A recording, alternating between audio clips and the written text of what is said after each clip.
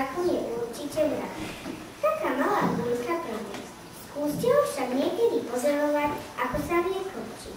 Najmä, ak ide o pravčicu, je ochotný pobiť sa do kola.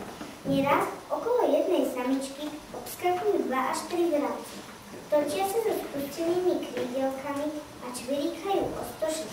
Každý sa usiluje toho druhého odomknúť. A nezaobíde sa to bez šťuchancov a šticovancov. Samička sa nerozhoduje veľmi rýchlo. Veď koho si vyberie, bude jej mužom na dno.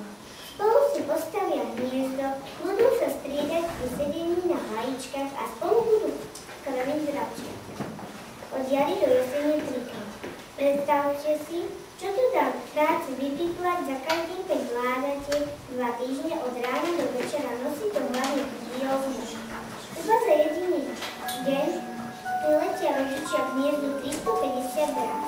Vrabec nebožiari, vrabce sedia na konári, robia krik, až ušia hučí, to má cinári tričí.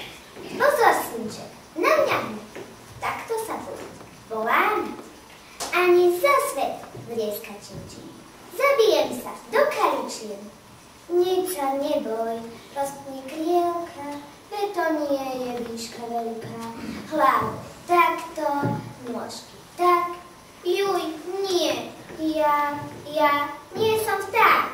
Čože nie si, kričíme ti. Nie som vták, no počkaj, dám ti. Tak na radu susedom, čuť ich schvať až na pôdom.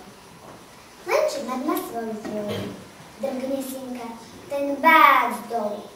A jak padal z vidielka, chytro rozpel krídel. A už letí v krivej čiare, na zem, na ker, na konáre a má za ním krúti zraz. Vidí, syn môj, budeš vták, napísala Mária Rázusová Michalková. Horí ohník horí. Horí ohník horí na Kráľovej horí. Ktože ho nakladol 12 sokolí. 12 sokolí, sokolovia bieli, takých ľudské oči viacej nevidí. 12 sokolí, sokolovia tatier, ako by ich bola malá jedna matier. To sú chlapci, to sú jak oltárne sviece, keď idú po háji, celý sa trbliece. Košielky zelené, striebrom oblúbené, klobúky obité, orlom pokrmené. Hory šíre hory, to ich rodné dvory. Hole šíre hole, to ich rodné kole. Napísal Ján Botov.